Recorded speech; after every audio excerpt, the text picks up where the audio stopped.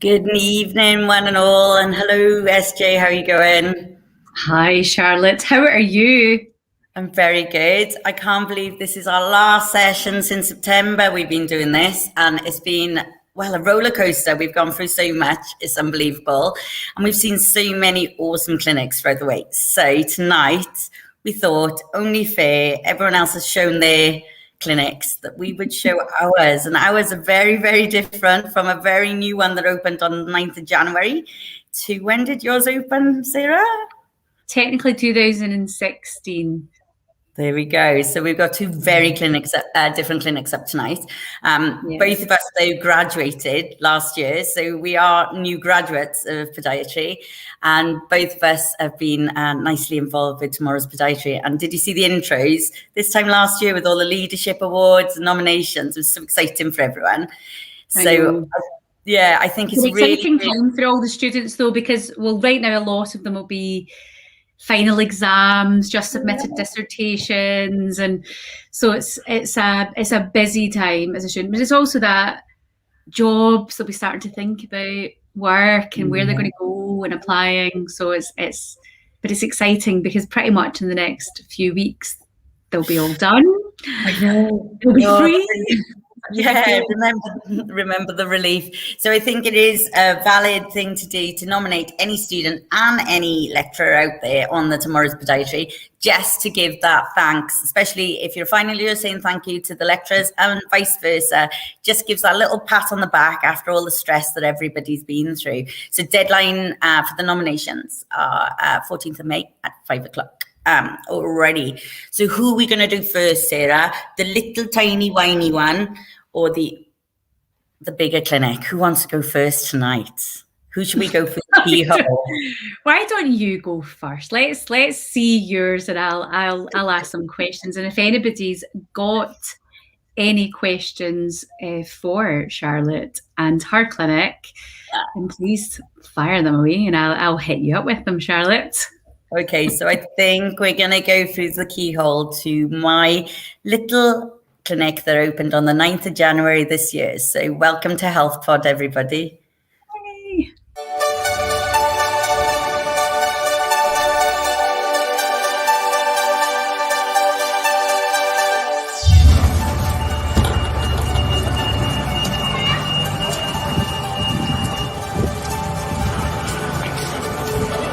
Hello and welcome to Health Pod. Today is Monday, so we are closed.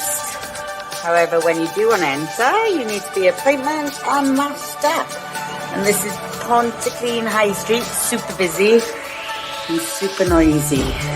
So let's come into Health Pod. So Health Pod's a brand new clinic on Pontyclean High Street. It's a 2-room clinic with lovely airy first room for podiatry mainly. Not overly big, but big enough for me. So yeah, that's really nice. We like the air and the brightness of that room. And then if I just take you through to the second room, this is where our other consultants go, so dietetics, any remedial massage or anything like that. And so you can see this is a nice little room. We also do the MSK for the children in here, hence why we have a very short measuring stick. And so people who walk into Health Pod are welcomed by our lovely wooden wall that everyone likes.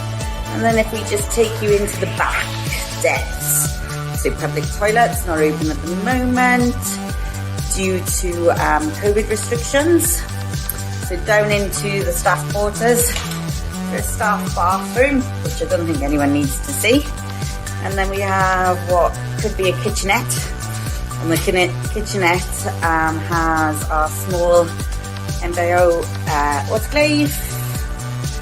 And there you go for oscillating. And then all our clean instruments bagged up and dated. And then loads of storage for wherever we may need to see. So Health Pod might be small and it might be new, but it's great fun to run, and it's all thanks to Tomorrow's Podiatry and the network that have assisted me throughout the way to get this open and make my dream happen. So yeah, this is where I spend a couple of days each week. So I hope you like my small but lovely tour of my lovely clinic that I'm very happy about. And a little quick mention to CW Football Care. I need to order some more. They've gone out the doors. Thank you, Zoe. And yeah, it's time to open up. Thank you. Crikey, watching your own clinic. Oh. I know, I'm dreading mine coming up. Yes, and it's hearing your own voice, isn't it? You know, can I just first of all say, because obviously last year this didn't exist. No. You didn't have that clinic. This is your first time doing that. And I kind of feel like we've kind of gone through this process with you, seeing the step-by-steps and you viewing the premises and talking about the flooring or all of that stuff that you went through. Yeah, it's crazy. Well done. Massive well done. I just want to say that because I know how much work, blood, sweat, tears and stress that has been. Yeah. But so you're obviously a new grad as well. And here you have opened up your own clinic, right? Mm. So students out there, there'll be students out there that are graduating this year that may be thinking about doing the same, Charlotte. Yeah. Now you keep saying my wee clinic. It's not a wee, sorry, that's a proper Scottish term there. My little clinic. It's not little. Yeah. Absolutely. It's a 2-chair clinic with, you know, reception, lots of space at the back. It's fantastic. Yeah. It's bright, it's modern. Yeah. And I can imagine it's absolutely lovely to work in, especially all the natural light and things as well. So what I suppose I would like, thinking about from a student, what made you want to open your own clinic as opposed to working for maybe another private practitioner or elsewhere, NHS and such? Yeah, so I declare that I work part-time as well, NHS, which I've always wanted to do as well. But in those days that I was in NHS, I wanted to make sure that I was still being a podiatrist. And in my area at the time, it's not the same today. Today, there's loads of jobs out. But at the time, all my local podiatrists that I had shadowed and I knew really well, and they've got flourishing clinics, but they just had no roles. They had no associate roles. And also with a small family, I just didn't want to do a lot of traveling as I'm doing that on my 2 days with the NHS. So I wanted something local, something I can cycle to in the morning, something that my kids can get dropped off by the bus outside and come and see mum. So I wanted something like that and be part of a community. I'm very focused on community, like I'm a local cricket coach and things like that. So the community to me means a lot. And then it was just like looking for the premises that would allow me to do that, and found a betting shop. And it's like, what else? So yeah, taking a betting shop and changing the licenses and making sure I got the building regs and putting the clinic in, and then just taking it from there. But I just always wanted to do something in my local community. I could have done DOMs. A lot of it's a good idea, obviously, to go out and do DOM work straight away and build a clientele and then get a clinic, as I found out that would be a very good way to do things as well. Mm. But again, I just didn't want to be on the road. I wanted something stable in there. And I really just took that big chance, you know, because you put a lot of effort in. There's a lot of debt initially. There's a lot of investment of time and money that you have to give into it. But it's going to be there for my life. So it's there, it's in the right place. You know, I can always make the money up later somehow, selling a kidney. I think I've sold a few of mine already. I'm done. That's why I did. That's why I did it. I wanted to do something for the community and be a pod in the community, and this good for my family and me, really. And yeah, I found when you find that on the high street room that you can fit 2 rooms in and you can really do up, you just got to do it. Oh, sorry. One of the back people in this has said they've just sold their hip to keep their clinic going. If only you could sell a hip. Yeah, that's my, yeah. That's a goal for me. That's for me. Yeah, that's directed at me. Let's not go there. But what I suppose you've opened up this, new graduate, and I know that, like myself, we've both maturer students going through our podiatry degrees later in life. Let's not go over the numbers of how old we are. And we, I suppose we're maybe at a different point in our lives where we want different things, and not everybody will want that stress of having their own clinic. However, there will be people that will. What kind of piece of advice would you give to a new graduate? It's maybe slightly maturer, I don't know, that's maybe just not wanting to work for someone else. They're wanting to do their own business and get really into it right away. What have you learned through this journey? I know there'll be loads here, but what kind of golden nuggets could you give any other person that's looking to open their practice? Yeah, and they're new. The biggest thing, I think, is I had to do the numbers, because we're not all, you've got to get the money from somewhere and you've got to do it somehow. So I did a massive amount of research with my local council. We're in COVID, so we need to figure out, how I get through my regulations, how I change the usage of the building, and how I'm going to pay for all the renovations on that building, and did a load of research. And my local council have like little business schools that you can go to. So I sat in on loads of those, and I found out there was a grant for renovations, and then there's subsidies for business rates at the moment for new small businesses. So all of that helped me do the goal, because without any of that, if I had to pay all my rates right now and pay all the refurb and my rent and my outgoings, I would be in a really sticky spot. So make sure that you know everything available to you that you can get from your local council or whatnot. So also get really good deals and speak to all your reps as much as you can, or speak to other podiatrists and go, right, I need to do a nice big batch and get all my new equipment in. Who have you gone to? Who do you know? Found that really useful. And using the Tomorrow's Podiatry would be my third thing. So throughout this process, obviously I started it, but then as I got the keys, it was speaking to all of you going, well, what have you got? Why do you do that? What's better? And it's the podiatry network that has really helped. And South Wales have got a really good network as well. There's quite a few on there that are really good at communicating and helping each other, and, telling each other, well, what are you doing? How are you different to me? And I've got really good supportive podiatrists in the area. So I really like working with children, and some podiatrists don't, but I don't really do nail surgery at the moment. So it is a bit like, can you do this? And so there's lots of patients flinging between us in a nice way.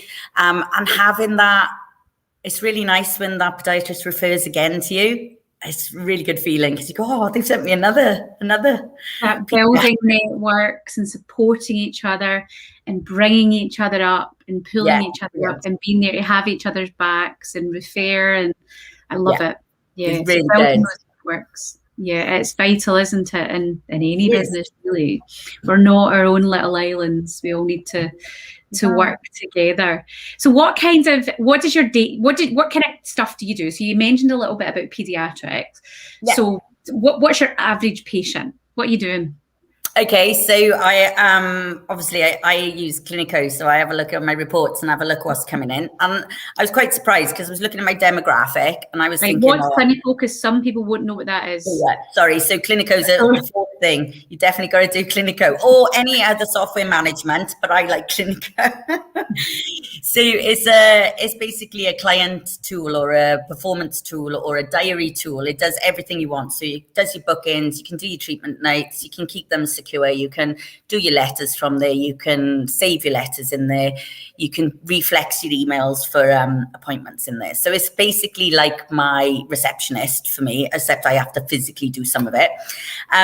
On the reports that I've run, I was surprised. I thought, because of the demographic and the kind of patient population I have around and the other podiatrists I have around, that I wouldn't get too much of the what I'd call general podiatry, so dermatological, nail kind of stuff. But I do get quite a lot of that, surprisingly, but not more so from the under 40s.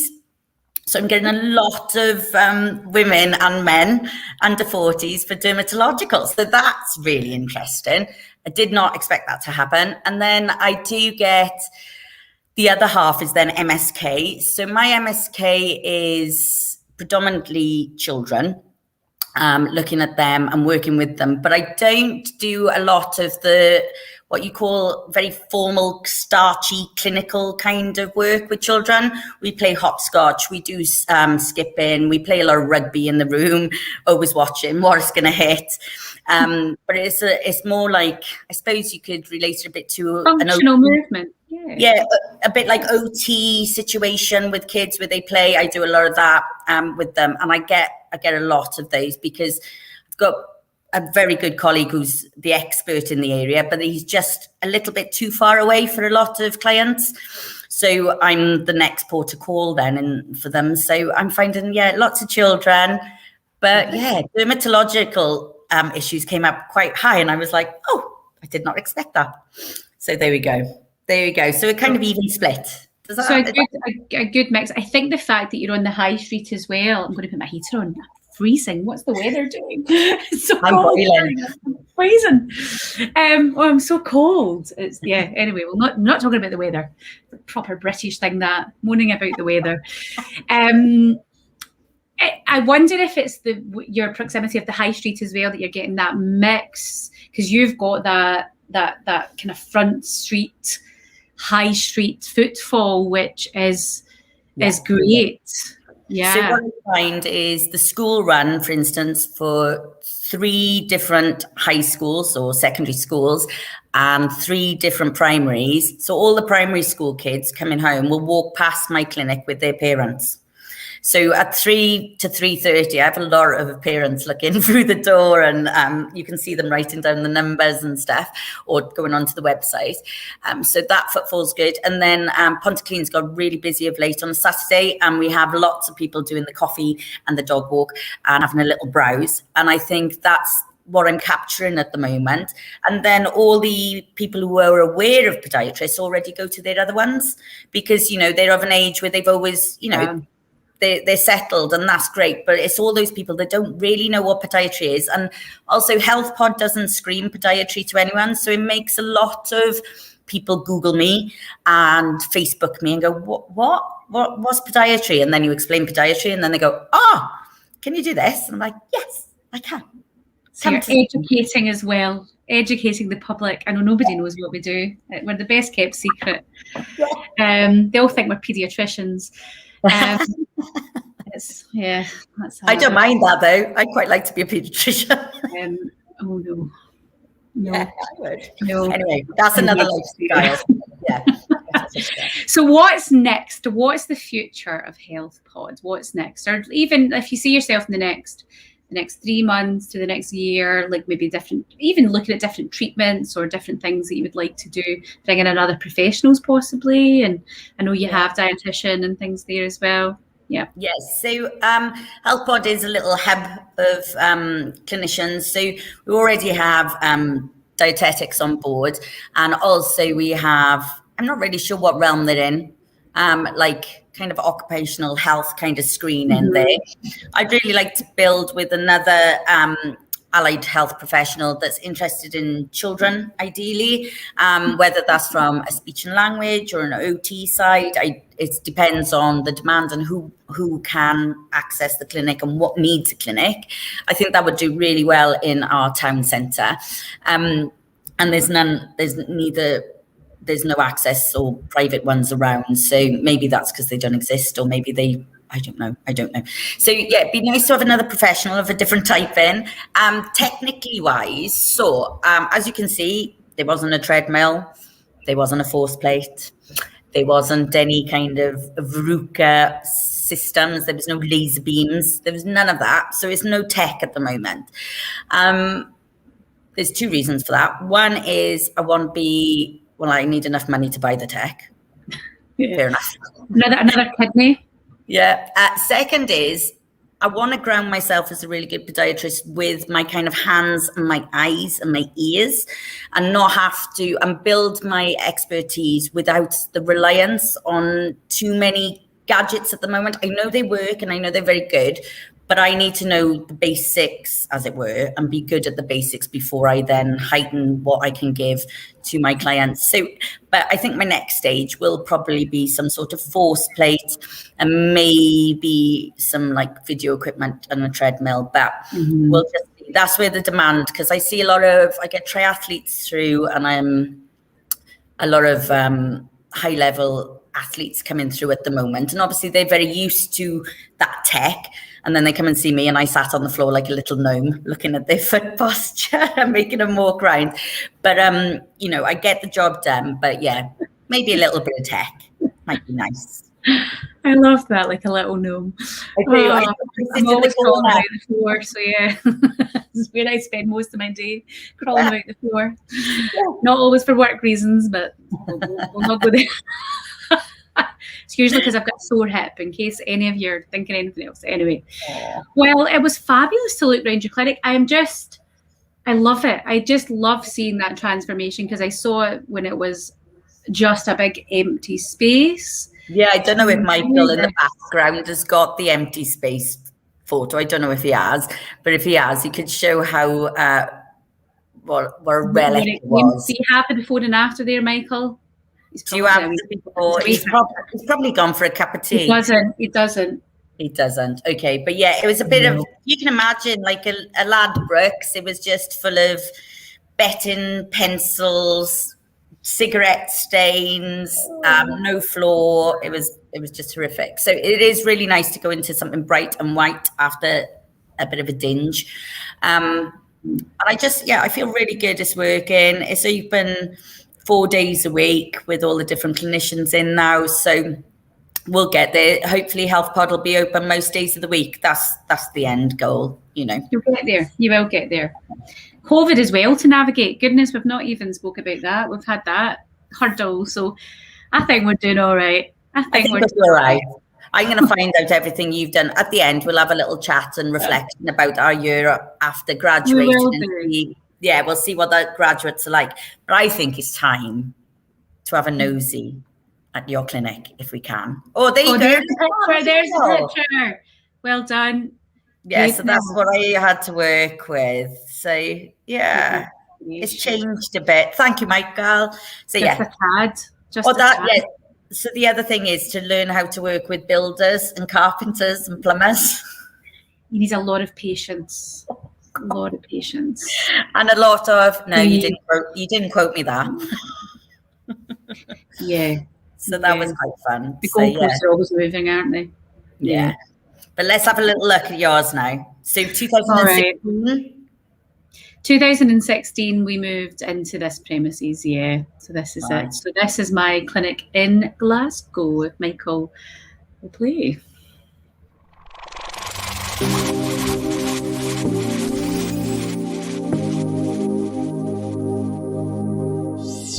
Welcome to my clinic, studio, rehab centre in Glasgow, TYPP, Intensive Clinic Glasgow.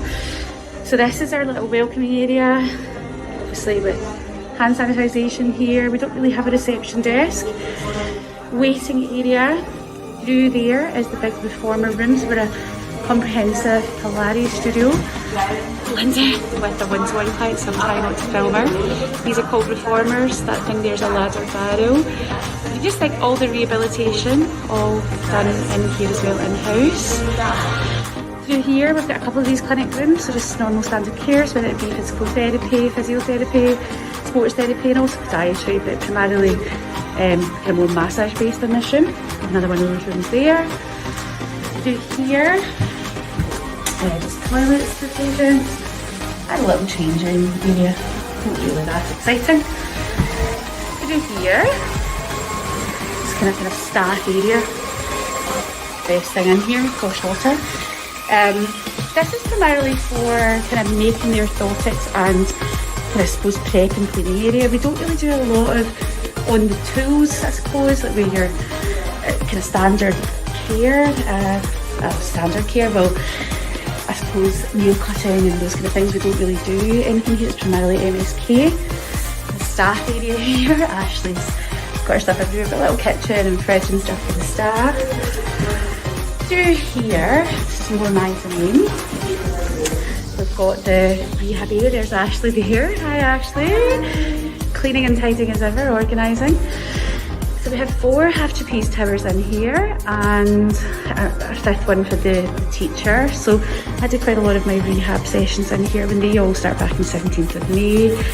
There are also one-to-ones, rehabilitation in here as well. There's little stations here where the patients come in and do their own sessions that they've been assigned in here as well. So the full rehab within the building. These are Pilates wheels, these are spine correctors, in case you're wondering what that is. In here, big clinic room, so little patient area, changing area. This is plantar beam, it's a reformer in the corner there. Plinth. So essentially the way that we work, primarily MSK, assessments, whatever we're doing with the patient, maybe then going straight on to do some rehabilitation, maybe back onto the plinth to reassess. So it's quite a nice space to be able to go from the plinth to the rehab. And in terms of what we do here, as well as a podiatrist, I'm a sports therapist, so do things like medical dry needling, cupping, taping, shockwave therapy. We don't really do routine podiatry here. As I said, it is more MSK based. There are SIDAS, primarily the 3 pathologic range. We've also got the former orthotics. They actually work quite nice, quite a nice little package with them. And more recently Firefly for custom orthotics.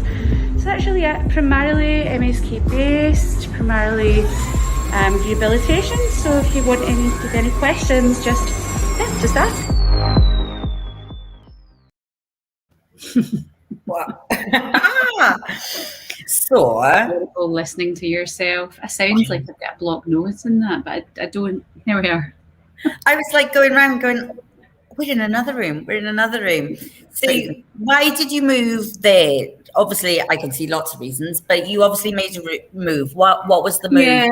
Made it happen? Oh goodness, there's a big story, but I'll not bore you with it. So I started in 2003 in my first premises, and I had one physio that I hired there, and I was doing like more sports therapy stuff. And I just moved premises. So that was a big move. Somebody coming into your room. It's my dog trying to get out. Come here. Oh, crazy dog. So it was just a move. Circumstances, the current premises we were in, they were converting into flats. So I would love to say it was all planned and calm, but it was like, I have to find another premises. Okay. So there was nothing in it at all. There was no walls. Not one wall was in there when I moved in. It was completely empty. So like a big ghosty warehouse kind of look then? Yeah, basically it was essentially like a big hangar. There was not a wall, nothing. There was nothing there at all. So yeah, it's been a labour of love. But it took about a month to refurb. Yeah, I was trying to work out then. So if you've got a big, massive space, like it's a big space, and you know what you want to put in it, how do you work out like the room flow and, the direction of flow around the places and where to put each room, and designing which room needs most light?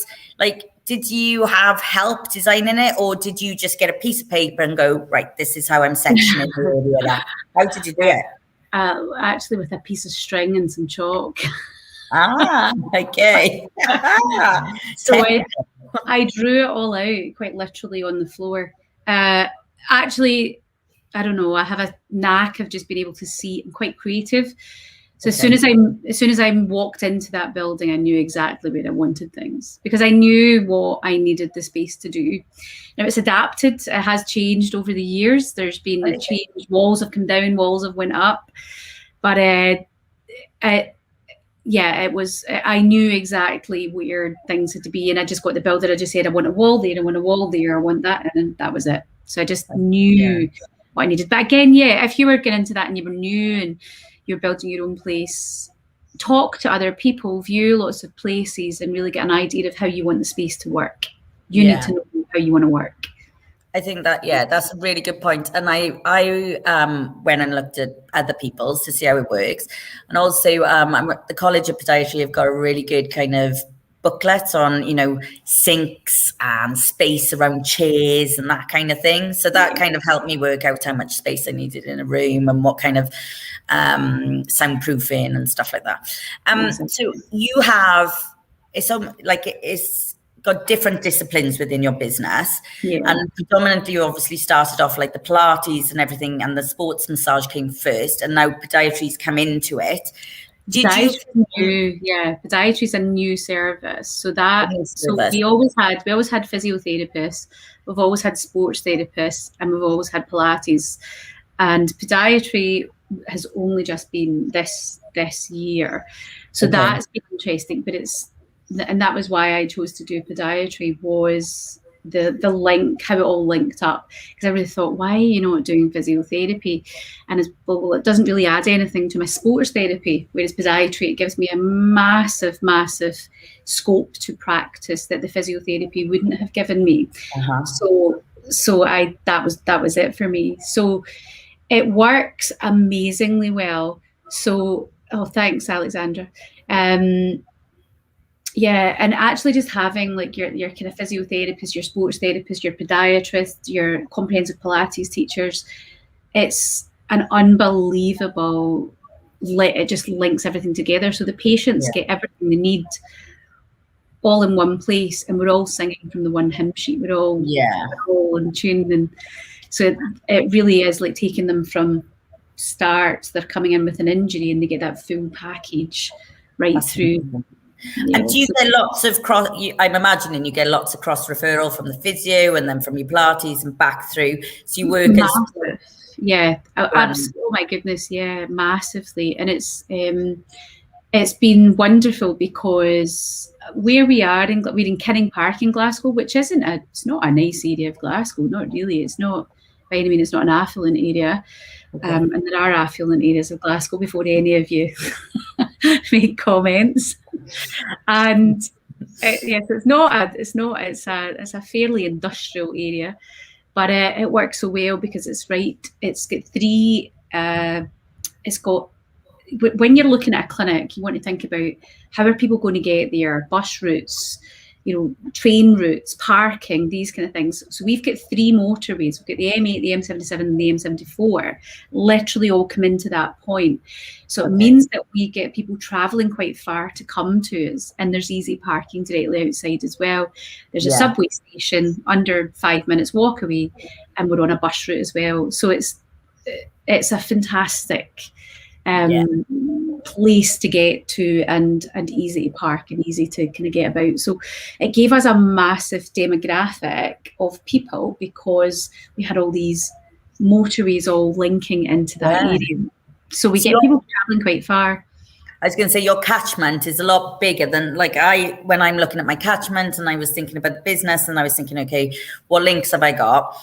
Then when you look at yours and draw, the circle of power, and then seeing how far they actually are traveling, I bet it's a lot further than ever envisaged, really. Yeah, you're probably about 20 miles for me that they'll come. I've even got one lady that gets on a ferry. She stays in a place called Dunoon. Dunoon, if anybody's in Glasgow, you'll have heard of Dunoon. It's an island. So she gets a ferry to Greenock, I think, and then drives from Greenock. That's pretty far. It is pretty far. She must like. What we do is very different, I suppose. So yeah. Crazy. I love how the link is, between all the therapies and how basically someone can come and, can be seen for the majority of the MSK, really. I don't even think there would be anywhere else they would go for any of that. There's nothing missing within it, you've got it all. I suppose the only things I think for us, we do tech-wise, we have all the fancy ones, the gait analysis stuff. We work with Podo Smart. We've got your shockwave therapy. So we have that. We do medical, we do a lot of, I suppose, advanced treatments, if you want to call it that. Yeah. But things that we're not doing yet is imaging. So we're not doing any sort of, ultrasounds and things. So that's where I probably see us going, but that's another postgrad, and we'll have a chat about that later. Yeah. probably steroid injections. So I think they'll probably go hand in hand. So that's probably where I see us as building upon, so we can really offer a full package there. But yeah, it's great to have, it's just very different. And I think that, I suppose, looking at my practice, it's very different to anything else we've seen really over the last year, isn't it? And I'm aware of that. So I intrigue a lot of people. They're all like, what is this? It's so different. So do you not, so you mentioned like MSK, but do you venture into dermatology at all? Do you do any of that? Yes, they do. As soon as you mentioned podiatry, so yeah, I do nail surgery, but usually it just comes. It's not something I massively advertise. I don't like. If you look at any of my marketing, it's all MSK marketing. Okay. But I do get quite a lot. I don't know why. A lot of fungal nails. Tons of verrucas. Oh goodness. And I don't, it's just, do you know, it's actually really funny because I'm maybe working with somebody and they've got a knee issue, they've got something going on, and you're assessing them and then you spot a verruca on their foot. You say, well, you do realise you've got a verruca. Well, have I? I was wondering what that was. Yes, it's been able to treat that as well for you. So it's actually, it works great. So they're lying there, you've done your MSK stuff, right? Just stay there and we'll sort this verruca out. And then they're on a package for their verruca treatment, whatever that is. But MSK, so it worked. So you can't not see it. So if somebody's got athlete's foot, they've got fungal nail infection, whatever it is. So that's really how I've got those types of patients, just by patients coming in for an MSK problem, and then you've discovered there's more to that Pandora box going on. So really that way. You were already running a successful business, then you were doing your degree, and then now bringing podiatry within your business. But what really was, if any, the challenge then of bringing your clients into podiatry? Had you already been doing the groundwork and telling everyone what podiatry is and within house kind of promoting it, or were you, or did you have to start from scratch on your podiatry kind of marketing to get externals in about podiatry and then get them through the other way? Does that make sense? Yes. So always, I suppose the business is almost like a little community. You kind of picked up on that earlier, Charlotte. So it's like a little, yes, my clients all went through the pain with me. They experienced the ups, the downs, the highs, the lows, the stress, the me moaning, to all of it. So they were all like, oh goodness. So yes, they're like a big, it's a very supportive environment. So they knew it was coming. So it's been great. They have really supported me. I think we've got a couple of questions. Yeah, I was going to say, I want to say, well done on that clinic. It's absolutely standing. Like, it is just the bee's knees, isn't it, really? And it's just got everything that you think of when I'm thinking of me personally getting treated. So, for instance, you said caps there. So I'm getting caps on my traps quite a lot at the moment.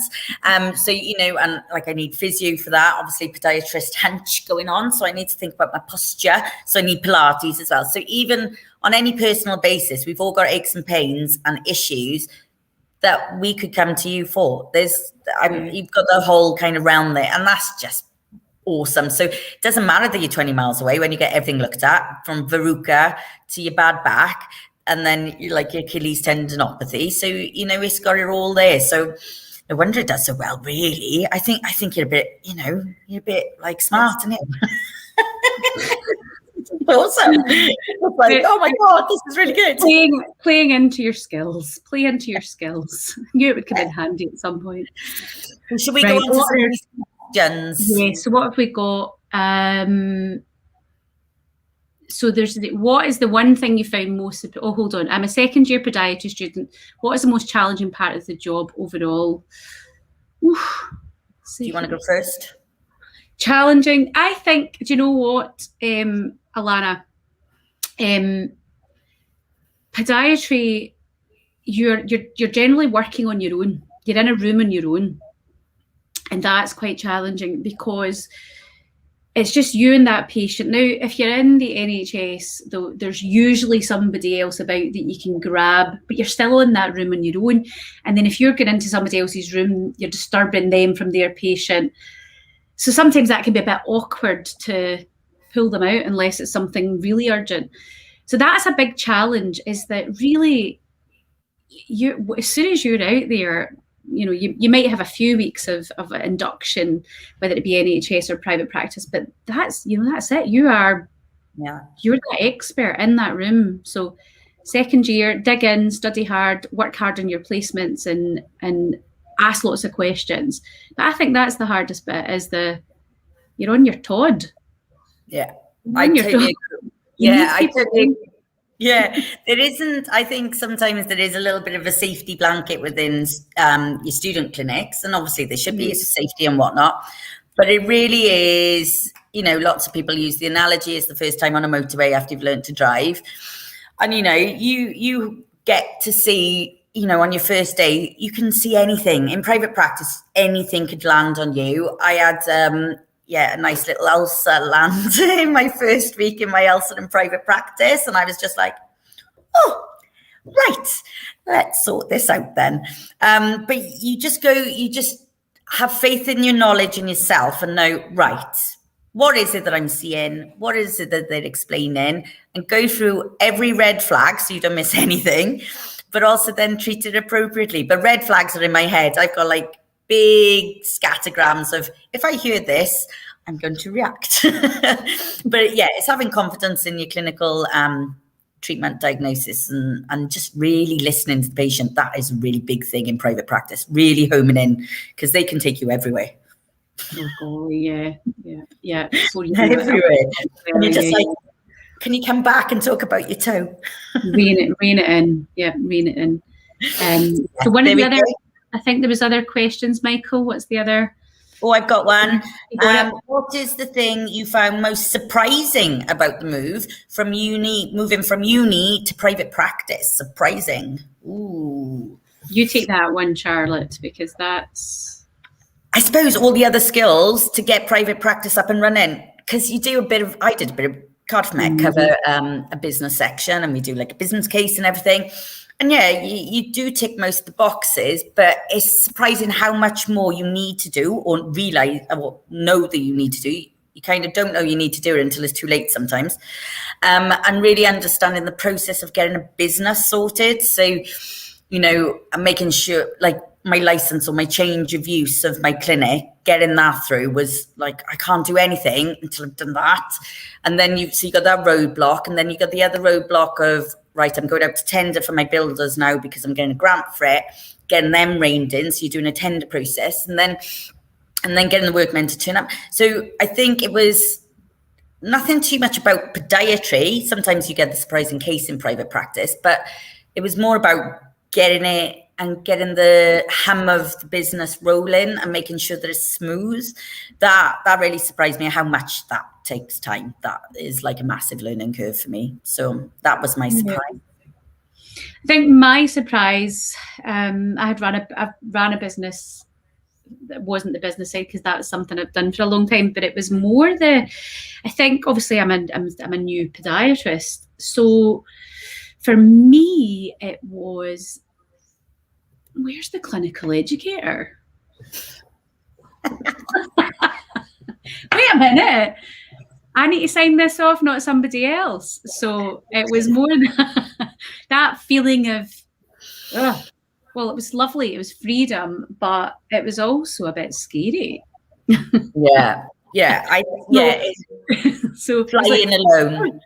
Wait a minute. I had 4 years of somebody constantly questioning every move and every breath that I take, and now you've let me loose. Yeah. So so take advantage of having those clinical educators there and grill them just as much as they grill you. Yeah. Okay, so I think we're going to do, where are we moving on to now? So I think there's a video coming up that Michael's going to show us, and then we're going to go on and talk about where we are now. Yeah, reflection. A year later, yeah, a bit of reflection. So Michael, hit us up with the video.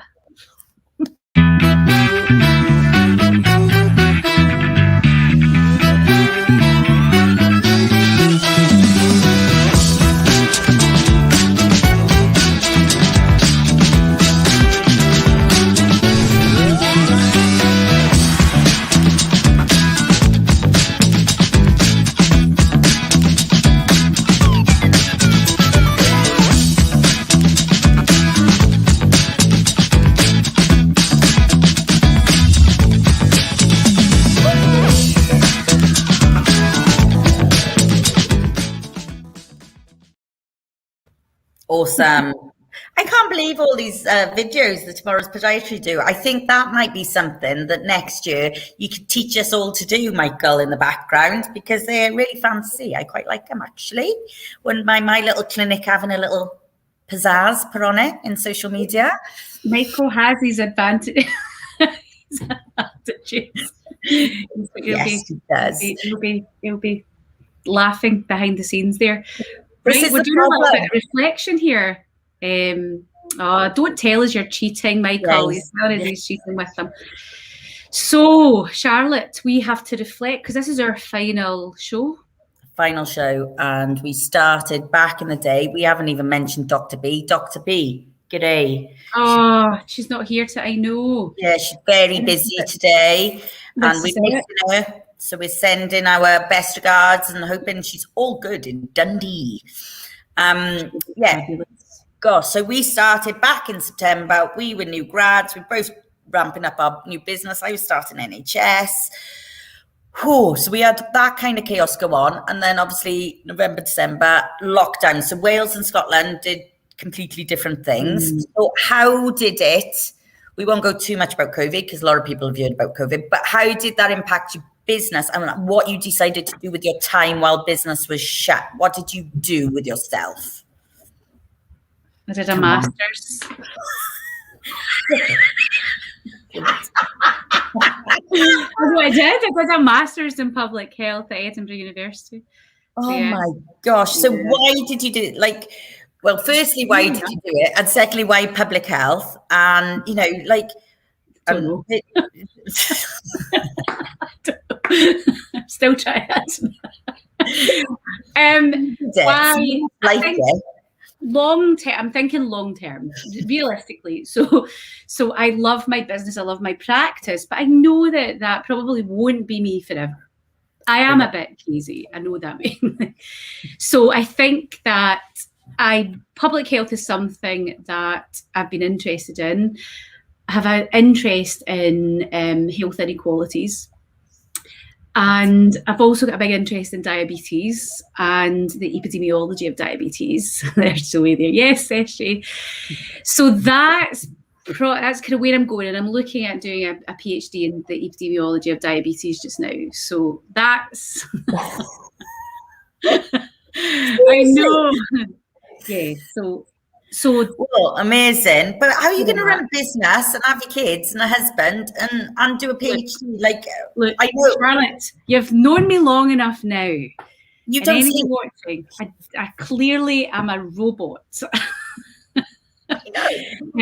I did I've had the business all that time. I did my podiatry degree up in Scotland. It's 4 years while running a business.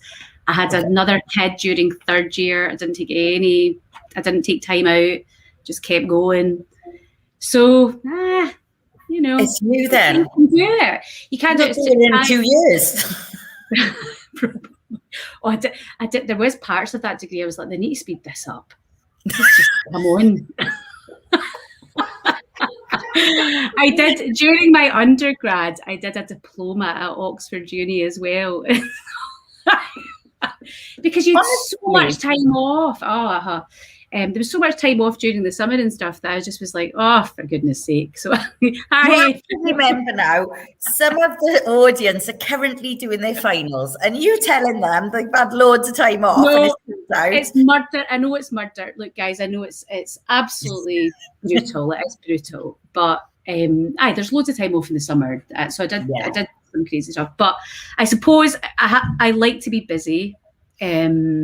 Yes. So that's kind of what I did and probably where I'm going. I think long term, in the next 10 years, my big scary goal, I'd love to work for the WHO, move to Geneva. There we are. Gosh, that's a goal. So that's a big goal. It's like saying I want to win the lottery, but Can I come and visit you? I'll come and visit. If I get there, Charlotte, you can come and stay and we can get drunk and... I can see how much you've done. Of course you're going to get there. There's no question. When. It's just when you're going to do it. And then can you just sort out the world's problems? That'd be also amazing. Even if I'm just a little small grain of sand in the line of progress, then That's all you need to be. That's all I need. So right, enough about me. That's it. I'm done. When are you starting your PhD then? Probably September, but we'll see. I might leave it until next year. So I'm talking to Glasgow University at the moment. I'm being quite picky about what I want to do. So yeah, it's a big investment of time. Yeah, absolutely. So and I self-fund it. I don't want to be funded. Yeah, I don't want to be a skivvy. So. You want to control of what you're doing. Yeah, I think the big tip I've got for doing a PhD is I was very, very blessed with a really good mentors and within, and they just took my hand for the first bit and went, this is what you need to do. Not like we're going to show you how to do the tests and that, but they were very big picture and how to kind of just keep your mind on track, because PhDs can run for a long time. You know, I know people who are doing them for 6 years and stuff, and that's hard. It's hard on your mental health and your life. So yeah, my only thing is get stuck in, get it done within the 3 years if you can. Publish the heck while you're doing it. Much better to publish during as much as you can, because then when you put the thesis together, it's just your papers. So it's much easier to do it that way. I'm coming to annoy you, Charlotte. That's okay. Right. What have you been doing then? So what's changed? What's happened? Come on, let's hear it all, because so much has happened. Well, yeah. So clinic was opening, started the new job with NHS, loving my training with the NHS, was getting really good like mentoring and stuff. So that was really good. But then January came, and like most places, podiatrists, we got redeployed. So I went on to COVID wards as like a nursing assistant or healthcare support worker kind of role. I've got no background in that at all. I'm like academia science in the background. So being frontline healthcare for me was a bit like taking someone who I like to put tins in the right order, to tins open on the floor. I was just like, this is chaos. What's going on? I need to sit down and have a cup of tea. So yeah, the wards are frantic. So what are you doing? What So I got taught to do OBS. So I do an OBS round. I got taught to do bed washes and bedpans, and to do slide sheets, and to move people on equipment to the bathrooms, and how to shower someone, how to check if their vitals are going down, to make sure that you press the big red button, you know, to make sure that you're, when the big red button's there, you're out of the way, so they need to do what they need to do. I learned a lot about PPE on. I'm very good at PPE. I've only just got my fringe back because I couldn't have a fringe with my PPE because it was just all over the place. So I was on the general medical ward, which was red or COVID positive, and it was flicking in and out. See, that was what I think would be a lovely paper, and I need to do my research, was the effect of COVID on dementia patients and how their dementia changed, because I saw a lot of change in behaviours, and, you know, nursing staff were like, they're not normally like this. So that was really interesting to see. Had a really good network. I have to say the nursing staff on my ward were amazing to me. I did find out that if I stand up for 12 hours or 10 hours straight, I faint. Didn't know that. It just got like bang. So nothing with all the PPE on, though. You're not drinking as much water. You're not getting frozen. So it was like dehydration, kind of a little bit of anxiety because of what you're seeing. But also I have low blood pressure anyway, but the low blood pressure was dropping out, and then I just kind of fall on patients. No, I wouldn't. I'm here to help you. Oh, hold on. No, I just go, okay, no. Margaret, I'm just going to take 5. But yeah, so no, I was all safe and everyone's fine, and I was looked after. And then really interesting, went on to the brand new hospital for COVID rehabilitation, and that was really good to see. But yeah, spent 3 months or so doing that with lots of Cardiff and Vale, and we all kept in touch, and the morale was really good between us. Everyone's texting each other random, silly stuff, just to keep our spirits up, really. But then we got released back into podiatry, and my first thing on the NHS was, right, you're free to do your own clinics. I was like, oh, I've had 3 months off. This is going to be fun. And it's amazing. I've loved it. I've seen all sorts on NHS. And then obviously with my private, then going back into full flow, just been really nice, you know, seeing Jan from down the road and having a chat and being really like chilled, and it's been lovely. So I've got a good balance of what and some extremes there, Charlotte. It's not that I've got bipolar, but I do like the contrast. So yeah, I've enjoyed that. And let's just hope this COVID thing don't happen again, because that's just not it's just not fair on anyone, I don't think. No. Yeah, so that's my reflection, really. So what a big year coming out, and you know, podiatry, and but what you're doing is a general medical ward. You know, it's mad, really, isn't it? It's insane. I also just got another job as well. What? So, you know, it's like, so I'm now an associate tutor at Cardiff Met next year. Oh, well, that's okay. That's okay. Yeah, that won't take too much time, I hope. But I'm really looking forward to that. So what are you going to do? What are you teaching? Could be anything in all levels. So you, it's almost like a kind of locum-y kind of thing. So it could be on clinics, could be doing MSK, just like going to be amazing fun. I can't wait for that. I did lots of like peer assisted learning, went back in the day there, and I just love the whole don't teach someone, let's all learn together kind of ethos. So yeah, it doesn't matter if I don't know it. By the end of the session, we'll all know it. It's fine. So that's good. So that's me in a nutshell. I can see that Michael has said that the dementia and COVID is not a study, it's a PhD. So I'll nominate someone else for that, I think. Yeah, and is he trying to wrap us up, Sarah? How can he's cutting us off? That's it. Good job. He's not in the same room. So we have to wrap up with our main tips from ourselves to ourselves for this first year as a let out of jail practitioner, new practitioner. What are our tips to ourselves? What tips would we have liked to have heard last year? I'm going to go first with this, Charlotte. I'm nominating myself.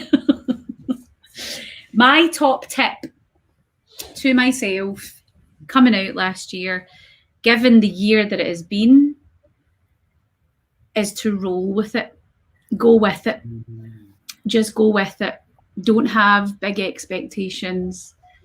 Don't take it all personally or seriously or get stressed, or just go with it. Make lots of contacts, talk to lots of people, make lots of friends, get a good network around you, and just roll with it. That's my top tip. I think that's really good. So I'm going to nick some of that. So mine is definitely community, like podiatry community, or your GP network, or your NHS community, or your students, your cohort. You need that community, because even when we're NHS or multi-chair clinic, you'll need days where you need to chat to someone that understands what seeing a patient's like and what you've gone through. So community and a communication with the network and community, big thing. And tip to Charlotte, get Clinico first, so you don't have to then transfer all your old notes onto Clinico, where you could have just started with it. That drove me nuts, 3 days of writing it all up. So, and now it's all there and it's auditable and it's just nice and clear. So paperwork in private practice, don't wait to get your electronic patient system. Get it first up and get it all on there, because you don't ever have to worry then. It's all there in written, right? And you can send it off. You can, give it to whoever needs to see it, if they ever need to see it.